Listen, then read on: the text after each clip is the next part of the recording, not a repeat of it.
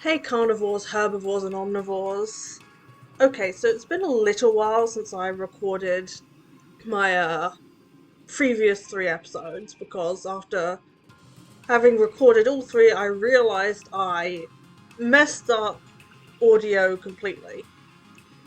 So I had to take a bit of a break to figure out how audio recording worked on OBS, especially when I didn't have especially because I don't have two screens, and the audio on this game turns off when you tab out, which I suppose is great for preserving CPU usage, but not so great for checking how loud things get with in-game audio. So there's a lot of tabbing back and forth. Uh, but basically, the reason I'm mentioning this is because I've completely forgotten what I was planning to do.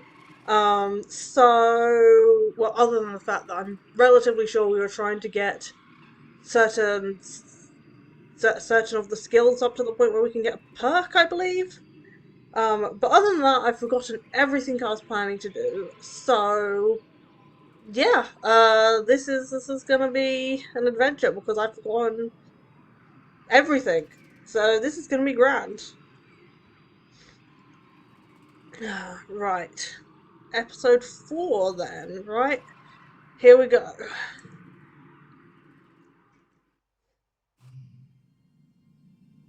Right. I definitely remember where we left off. Oh man. Okay. So we're getting bonuses to physical increases. So I should probably pursue toughness because we're high on stress.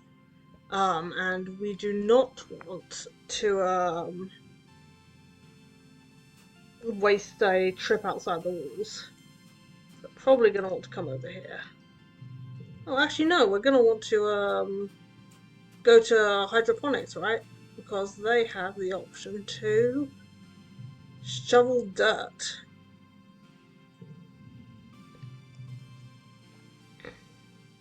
You're pulling weeds from the garden beds when you see Cal scurry past you, moving with a purpose. He doesn't even stop to say hello before he disappears into a barn. Follow him. You slip into the barn behind Cal. He's so absorbed in whatever's in that broken storage box that he doesn't hear you. You can do it, he whispers. Come on, go, go, go. You creep forward, but the barn door creaks closed behind you and Cal jumps. Selene, he says, moving between you and the box. What do you need? Is that socks? Ah, yeah, socks. Okay, yeah. Once again, previous life stuff. But, let's meet socks. Cal blinks at you in confusion. Why would I keep my socks in a barn? Whatever Cal is going to say next is interrupted by a chirping noise from the box. Cal gasps and whirls around, and you both rush forward to look. Inside the box is a pink caterpillar-like creature about the length of your arm, blinking up at you with big multifaceted eyes. Its mouth parts wave at you and make a clicking chirping noise. It's hatched. Hey little baby, welcome to the world. See, I told you it was socks. Oh, look at it. Isn't it adorable? Looks like a stuffed animal, bruh. So cute. Cal puts the small creature on his shoulder. He touches one of its white-capped feet. You're right. What a coincidence. I guess I'll call it Socks. Socks the Dilly Pillar. Uh, I hope nobody finds out. Same here, Cal says. Do you remember Mrs. Manners, the mouse we found on the stratospheric? The grown-ups wouldn't let us keep her. He frowns. I wonder what happened to her in engineering. Maybe Tang knows. I have to hide her, Cal says, looking around. Think she'll be okay if I keep her in the broken storage box? He places Socks gently into the box and closes the lid. Go back to sleep, little buggy wuggy. He croons. Sleep tight. Oh, I love Cal. He's adorable. He's good people. He is good people. Get to work. I'll just play with animals all day. Have to go shovel some dirt.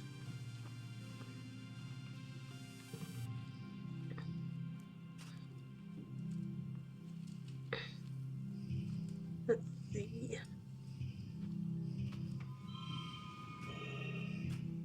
This doesn't do anything, right? No, it doesn't. Okay.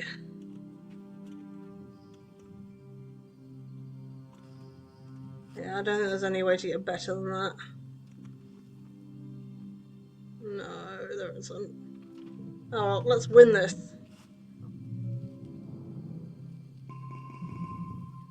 Done. So much has happened in the last month since the monster attack during Glow. That's right, we had our first Glow, didn't we? The idea of this planet as a peaceful utopia has been shattered. The security squads are training new members and keeping close watch on the gates now. They're reinforcing the walls and even installing a few robotic turrets. In class, you have drills on what to do if the colony is attacked again. In all the excitement, you forgot today was your birthday. Oh no! Your parents haven't forgotten. They wake you up early with enthusiastic shouts of "Surprise!" A Vertumnan year is only a little longer than a year on Earth, so you've taken up its calendar for birthdays. Yours is in the second month of quiet. Quiet season. Spark snow drifts slowly past your porthole window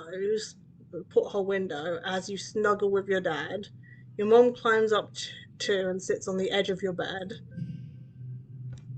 Your dad pulls a bowl of fruit from behind his back with a flourish, like a magic trick.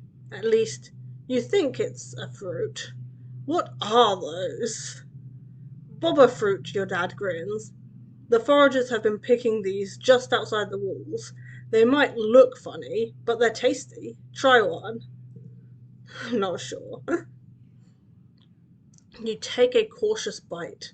The pulp is soft and tastes a bit like lemon, only more blue. I bet you can't wait to join the surveyors out there, your dad says wistfully. Who knows what else you'll find? Selene is not allowed outside the gates, your mum interrupts, her voice sharp. It's too dangerous for kids. Well, I know, but eventually, your dad says. But your mum cuts him off again. But not now, your mum replies. Not with the. Not since the attack. Not with everything we know is out there now. I helped. I was a hero. Don't even start. Well, look. My character's like 11, maybe just turned 12. Look, I'm allowed to be like, I'm totally a hero. Don't even start, your mum snaps. You should have been in the creche with the others, not putting yourself in danger for no reason. You don't get it. You know your mum wasn't a farmer back on Earth. She was a fighter too. She's such a hypocrite. Definitely nothing to do with you being 11. Definitely not. Even still, your mum says, it's clear that everyone should know how to defend themselves if this happens again. To be clear, this includes knowing when to run away, your dad adds. Run away? Why run away when you can help fight the monsters, Dad? Oh. Security Chief Rhett's offering self-defense lessons at the garrison, you know, even for kids. If you're interested, you should drop in sometime. Defense training unlocked. Your mum gives you a stern look. And I know your friend Dis has been sneaking outside the walls, she says grimly. If I catch you doing that, I'm going to put a chip in your ear. You laugh. What a good joke. Your mum doesn't laugh. Yeah. Yeah. Um. Um. Um. Oh dear. I'll do what I want. The argument does not win you any favors with your mother. I bet not. uh,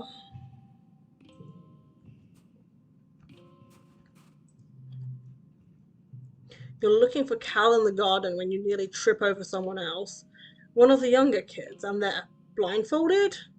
Hey! They exclaim, ripping the blindfold off their face and throwing it to the ground. It's Cyrus, one of Anemone's brothers. He glares at you. I was almost done. Carl? No, Cal jogs over and grabs Cyrus in a friendly headlock, ruffling his messy red hair. Dude, you were so close! Cyrus stamps his feet and complains that you got in his way. It's not their fault. Cal says. They didn't know we were playing a game. Give me a sec, I want to teach them how to play. Cal turns to you as Cyrus leaves. Sorry, Selene, he says sheepishly. I was teaching Cyrus a new game, but he's more like an anemone than I thought. Real competitive, you know? He stoops to pick up the blindfold, brushing off the dirt. I've been trying to come up with different kinds of games other than sports ball, he says. No winners or losers, just want to have fun with my friends. Cal looks at you hopefully. Do you want...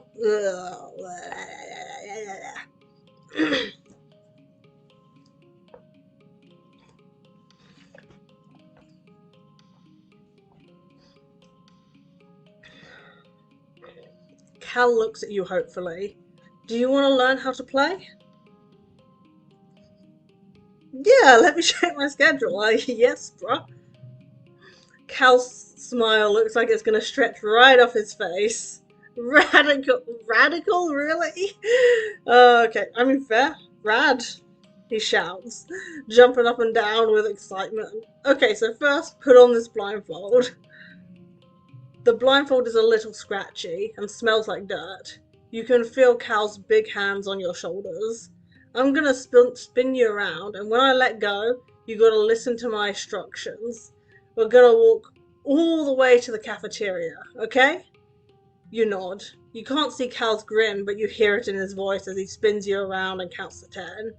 1, 2, 3. First, Cal says, you gotta walk forward 10 steps. Do you follow Cal's instructions as best you can, or make things difficult for him? I'll do my best. You take 10 steps straight forward, holding your hands out for balance. The rocky dirt between the garden beds crunches under your feet. Yeah, Cal says. Now turn to your right and take 15 steps until you get to the door. Get it right. You turn to the right and walk forward, counting out 15 steps. When you stop, Cal laughs. You can hear his footsteps crunching behind you. I forgot how much bigger I am than you. You're like 2 more steps away. You take 2 more steps until your outstretched hands land on the warm metal of the door. Success! Awesome, Cal says. You can't help but smile. This is fun. Now hit the door button to the right and then keep walking forward until I say stop. Go really slowly, okay? You open the door and start to walk forward. The path slopes downward and your feet slip a bit, even though you're moving as slowly as you can. Real dirt is nothing like the metal floors of the stratospheric. It's turbo rocky here. Turbo, I mean fair. You know what, why not? It's turbo rocky indeed, Cal says, and you can feel uneasiness prickle up the back of your arms. Just keep going forward slowly. Oh, damn, I don't have enough empathy. 19 out of 100. I just needed 20. Oh, man. Can I trust him? You do as you're told, but After a few steps, your foot knocks against a sprawling root and you fall forward, catching yourself on your hands and knees. Ouch. You tear off the blindfold and a sudden rush of tears. You tear off the blindfold, a sudden rush of tears flooding your eyes. Cal's beside you in an instant, kneeling on the rocks. Are you okay? He asks. You look down at yourself. Your knees and hands are pretty scraped up, and your pride is bruised. But other than that, you're okay. Cal helps you stand. I'm sorry, Selene. I'll be a better helper next time. He asks you if you want to get some Watato juice at the cafeteria instead. You spend the rest of the afternoon brainstorming more games where there are no winners or losers. Done. It was nice hanging anyway, but if only I'd had one more empathy. That was on me, dude.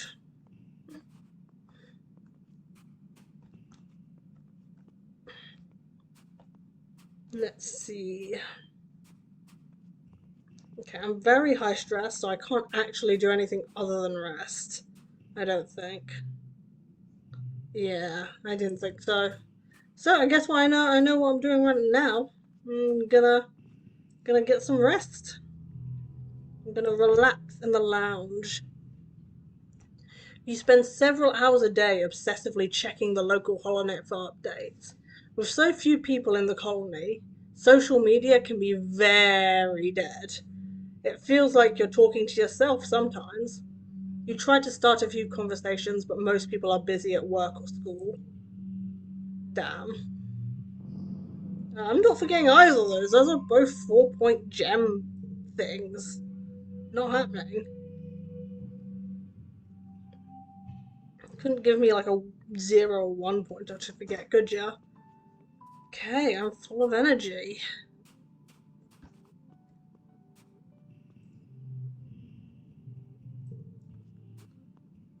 I think it's time to sneak out again. Are we ready? Sneak out through the drain pipe.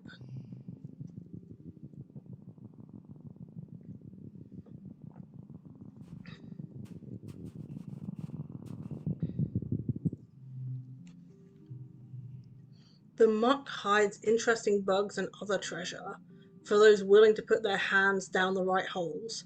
Are you? Peek inside the hole. Looks dark. Put your hand in there. Hey, sweet, literally. The hole is full of sugar bugs. These palm-sized balls of squish exude a sweet syrup when you tickle them. You fill a bottle with it and then let them go again. Should be worth a few kudos to Auntie Sedent in the kitchens. Nice.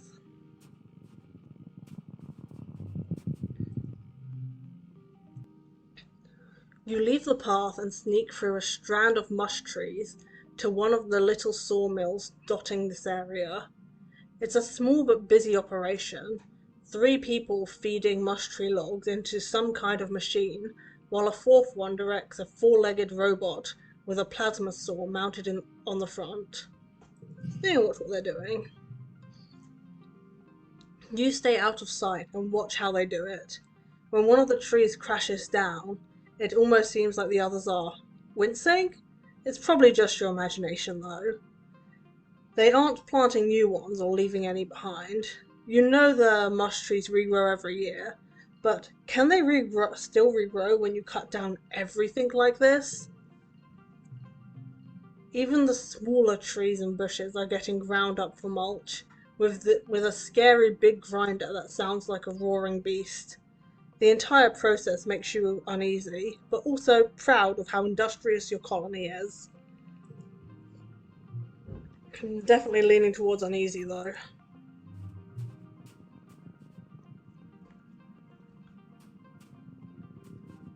Oh, I almost missed that. Cannot be missing things.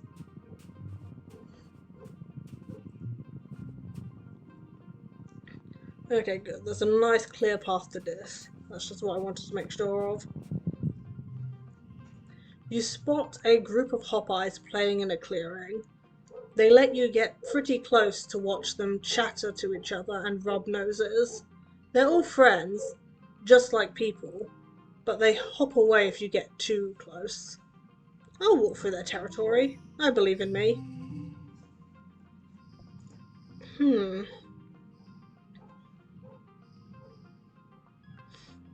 let's see.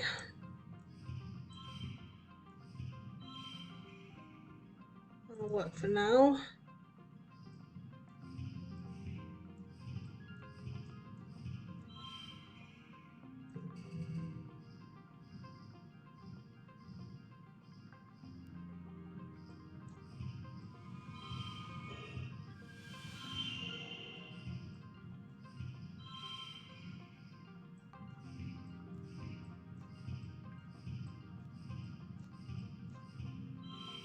Hey, that's some good numbers, bruh.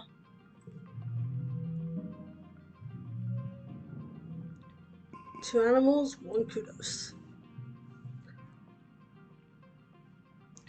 The Hop-Eyes are wary at first, but you crouch down and copy their cute little squeaking noises. Yep. Aw, they'll mimic. You you bounce towards them and amazingly they don't hop away. I'm just imagining this little kid just hopping. Just hopping. You play with the Hop-Eyes for a few minutes before moving on. Cute little guys. Man.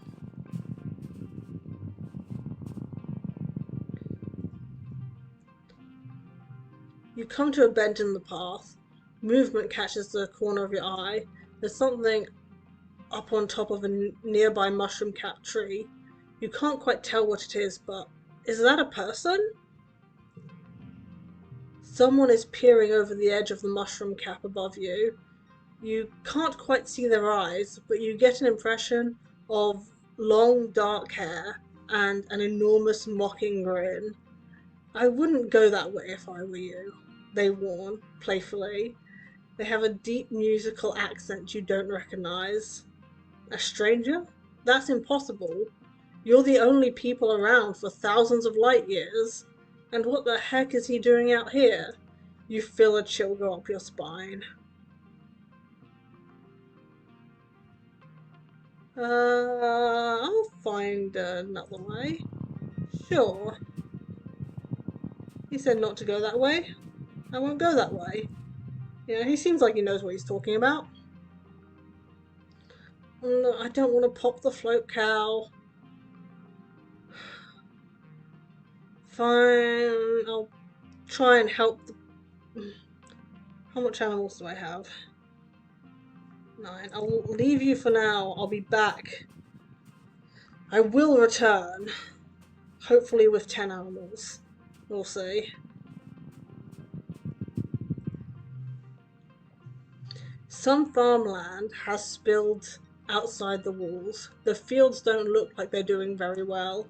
Nobody's around right now. In fact, it looks a bit abandoned. There are some meager crops ready to be harvested, but animals are starting to get at them. Ooh, salvage or try and plant something. I'll try to plant something. Sure. Ah, stress. You're just a kid playing at being farmer. You mess around for a few hours planting some things that look like seeds, but it's unlikely any of them will actually grow here. Hey, I totally know what I'm doing. Me and my probably how much knowledge of... Actually, I have 13 knowledge of biology. I could probably plant something. Jeez. I think you're underestimating me, bruh. I can do this. The unseen path dips under your feet, engulfing you up to the hip in a large drift of fresh spark snow. You lose a boot while floundering in the snowbank and have to spend some time digging it out. Dig through it.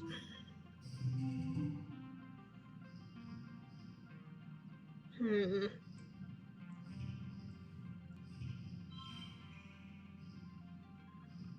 Oh, right, yes. Hmm.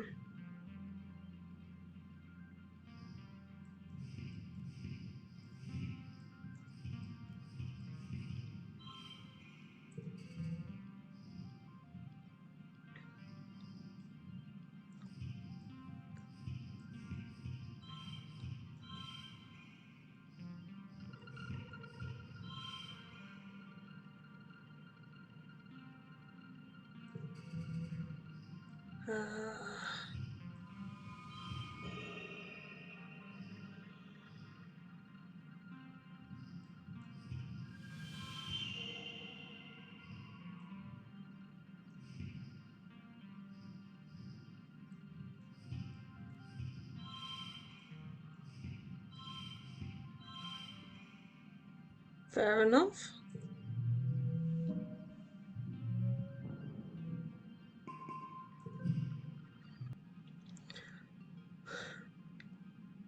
You tunnel through the weird snow, popping your head up at regular intervals to see where you're going. Some funny creatures pop out of the snow to say hello. They look like pill bugs and are only about the size of your thumbnail. They appear to be eating the snow, not you, so you leave them alone. Every so often, they square up with each other and emit a tiny burst of flames. You can't tell if it's an intimidation tactic or a mating display. You'd heard the snow was flammable. Huh, neat.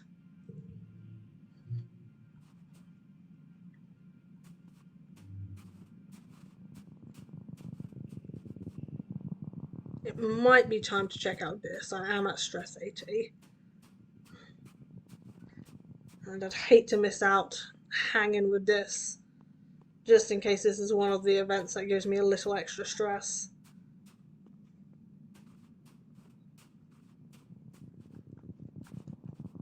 See this? I value you. The second sun is beginning to set, and you're planning your route back to the gates when you spot Dis in the distance.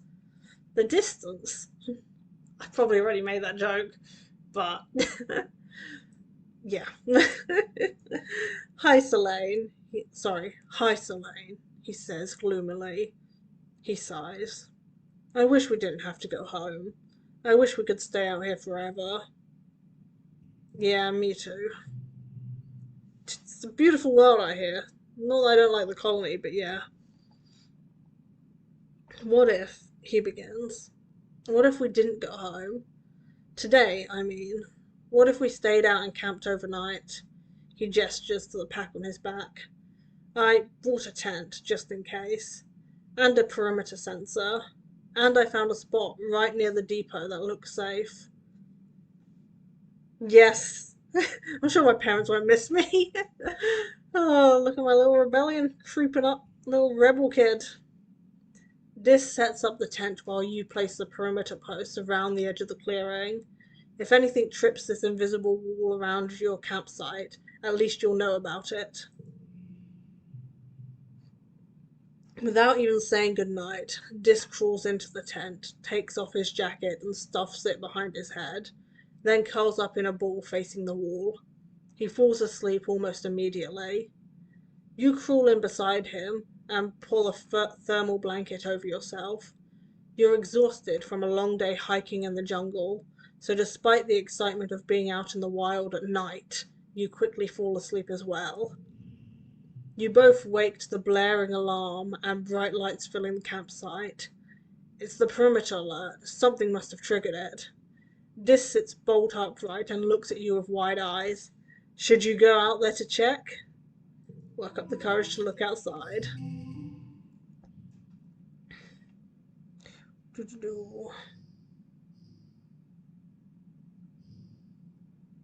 Hmm.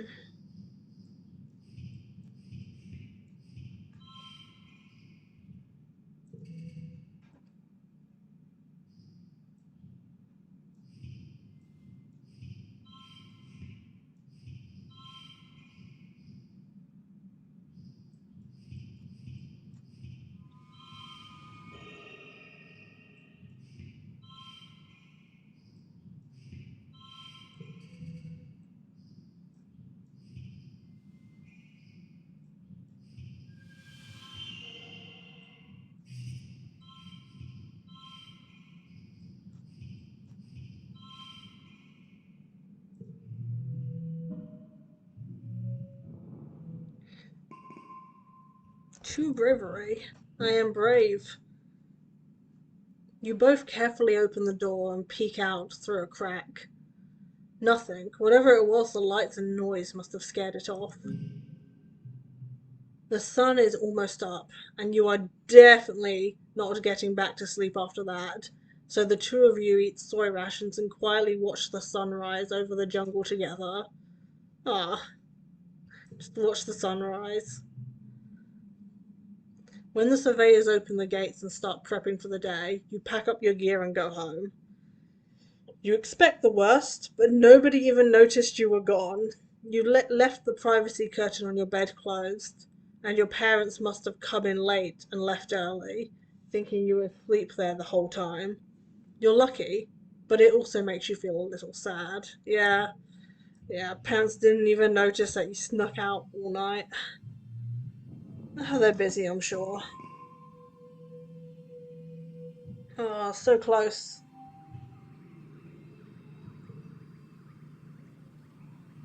But Um, considering how long the previous episodes were, and the fact that I do not want every episode of this to be an hour, in fact, I find half an hour to be much preferable. I'm probably going to be leaving this episode here.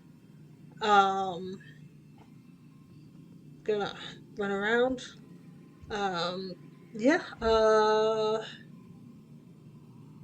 Had my character's first birthday. Watched the sunrise with Dis. Grabbed some stuff and things. All good times. And yeah, until next time.